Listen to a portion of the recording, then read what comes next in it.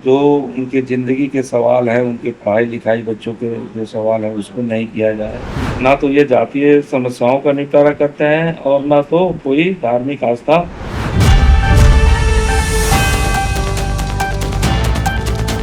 नमस्कार, मेरा नाम कृष्णा कुमार है। आपने देखना शुरू कर दिया एकदम कड़क। सीपीआई के विधायक वीरेंद्र गुप्ता ने एक बड़ी बात कह दी है। उन्होंने ताड़ी को लेकर कहा है कि जब महागठबंधन सरकार में आएगी तो ताड़ी को लीगल कर दिया जाएगा और उसको शराबबंदी कानून से अलग करके एक उसको अलग रूप दिया जाएगा और व्यवसाय कर सकेंगे। साथ ही उन्होंने पासी समाज को लेकर भी बड़ा वादा किया है कि पासी समाज को अगर हमारी सरकार आती है तो हम लोग साथ लेकर चलेंगे। और इसी के साथ उन्होंने बीजेपी पर हमला करते हुए, एनडीए सरकार पर हमला करते हुए तत्वा जाति के लोगों को भी बोला है कि इनको एससी एसटी कैटेगरी से हटा दिया गया और अब इनको उनका दर्जा भी नहीं दिया जा रहा है। इन सब के बारे में, और इस वर्ष बिहार विधानसभा की चुनाव होने वाली है तो सभी पार्टियां जातीय समीकरण पर लग गई है। कोई कुशवाहा रैली कर रहा है तो कोई पासी रैली कर रहा है तो कोई अलग अलग भिन्न भिन्न जातियां, सभी जातियां ही रैली कर रही है और अपना जो है पावर दिखा रहे कि हमारा भी अगर है तो हमको भी हिस्सेदारी चाहिए। अब कौन सा जाति के लोग किस पार्टी के तरफ जाएंगे तो भविष्य की बात है, लेकिन आइए वीरेंद्र गुप्ता ने क्या कहा है हम सुनते हैं। बिल्कुल, पूरा महागठबंधन अटूट है, एक साथ है और तेजस्वी जी के नेतृत्व में चल रहा है। इसमें कोई क्षमता अगर मगर की बात तो नहीं है। सर, जिस तरीके से तेजस्वी यादव पासी समाज, कुशवाहा समाज, पिछड़ा, अति पिछड़ा के लिए सभाएं करते जा रहे हैं, तो इस बार क्या आप बोलबंद करना चाहते हैं ये तमाम जितनी भी जातियां हैं बिहार में?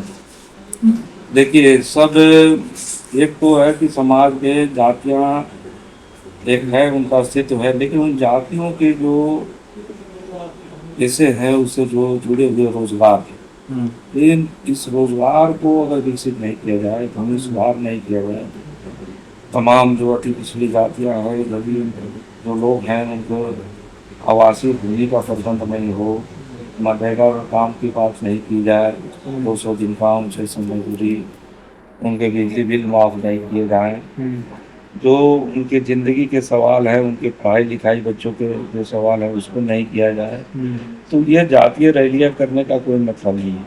जी। और आरक्षण का दायरा जो है, चूँकि बिहार में जातिगत जो गणना हुई थी तो उसमें ये साफ बात सामने आई थी कि जो अति पिछड़ी जातियाँ हैं, शैक्षणिक रूप से पिछड़ी हुई है, नौकरी पेशा में कम है, आर्थिक इनकी स्थिति बदतर है, तो उनको एक विकास के एक रास्ते के रूप में ये भी देखा गया कि उनके आरक्षण का दायरा भी बढ़े। लेकिन बीजेपी ने आपने देखा कि आरक्षण का उसने पूरा एक तरह से साजिश करके आरक्षण की प्रक्रिया को रोक दिया और 9वीं अनुसूची में बिहार में जो प्रस्ताव दिया था बिहार ने 65% आरक्षण बढ़ाने का, उसको बीजेपी ने रद्द करा दिया। अब तत्वा जाति एक समय में थी जिसको एससी का दर्जा बीजेपी के द्वारा दिया गया और एक तरह से फिर उन्होंने बीजेपी वालों ने वोट उनसे लिया तत्वा जाति से और फिर जाके उसको उन्होंने रद्द करा दिया। एससी का दर्जा उनको नहीं मिला, जो संवैधानिक व्यवस्था होनी चाहिए उसने नहीं किया। जी। इसी ढंग से लोहार जाति को उन्होंने एसटी का दर्जा दे देंगे, लेकिन आपको उनका भी खारिज कर दिया। तो ये जाति के रैलियों के नाम पर एनडीए वाले लोग जो है पूरा धोखाधड़ी का काम करते हैं। लेकिन जिन जातियों की रैलियां कर रहे हैं उनके लिए तो आरक्षण जरूरी है, शिक्षा उनके लिए जरूरी है, उनके लिए जरूरी है कि नौकरियों में जाएं, उनके लिए जरूरी है कि भूमि सुधार हो, जिनके आवासीय भूखंड नहीं है आवासीय भूखंड मिले, जिनके रोजगार के साधन नहीं है उनको रोजगार दिए जाएं। तो ये सब न करके वो इस ढंग से जातीय भावना का शोषण करते हैं, जैसे वो एक आदमी की आस्था का, धार्मिक भावना का शोषण बीजेपी करती है। तो बीजेपी तो एक शोषण पर आधारित व्यवस्था का ही नाम है, जिसमें जमींदार लोग पहले जमीन के बल पर मजदूरों के तमाम हक अधिकार को हड़प करके और तमाम तरह के उत्पीड़न करके आपको शोषण की व्यवस्था कायम किए थे। तो आज बीजेपी नए रूप में ठेका, मानदेय, संविदा, प्रोत्साहन इस आधार पर अपना एक गुलामी करा रही है और जो जनता की ज़रूरत है, ज़िंदगी की जो भी रोटी कपड़ा मकान, पढ़ाई लिखाई, इलाज, इस सब से वंचित कर रही है और ऊपर से जातीय भावना का वो शोषण कर रहे हैं।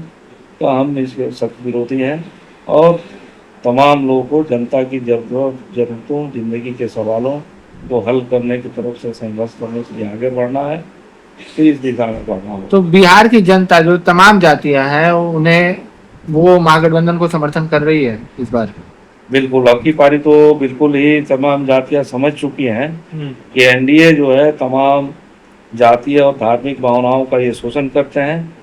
ना तो ये जातीय समस्याओं का निपटारा करते हैं और ना तो कोई धार्मिक आस्था से जुड़ी कोई महत्वपूर्ण काम करते हैं, बल्कि ये धार्मिक भावनाओं के साथ, आस्था के साथ खिलवाड़ करके समाज में नफरत की राजनीति करते हैं। तो इसका लोगों ने आपको विरोध शुरू कर दिया है और अब की पारी सभी लोग। तो जैसा आपने सुना, उन्होंने अलग अलग बातों को लेकर अपना मत दिया है कि इस बार जो होगा, जो ताड़ी कानून है वो बनाया जाएगा, अलग किया जाएगा। साथ ही उन्होंने अलग अलग जातियों को लेकर भी समीकरण उन्होंने साफ कर दिया है कि इस बार सभी जाति के लोगों को उनका अधिकार दिलाएगी महागठबंधन। और जैसे ही इस बार चुनाव है, आप सबको पता है कि ये तो भविष्य की बात है कि सरकार में आएगा कौन। हालांकि अभी चुनाव में थोड़ा समय है और माहौल किस तरफ पलटेगी ये तो भविष्य की बात है। इस बारे में आप अपनी राय कमेंट में बताएं और ऐसे ही खबरों के लिए हमारे साथ बने रहे और देखते रहे एकदम कड़क। धन्यवाद।